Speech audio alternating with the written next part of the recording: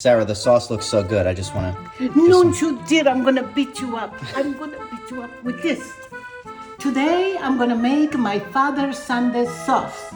These are the ingredients: olive oil, onions, parsley, fresh garlic, pork roast, sausages, chicken breast or any chicken, paste, and crushed tomatoes. Garlic with the parsley into the meat.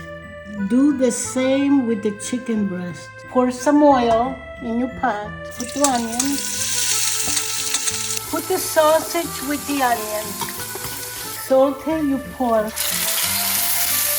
Add your tomato paste. Okay. Put your roast in there. Saute your chicken. Add your passata. Add your sea salt. Put it in your sauce with the garlic up. Add some fresh basil.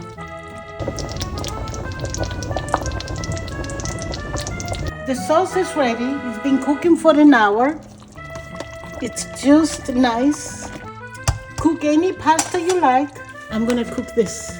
The casarecci I love. Gragnano brand, it's delicious.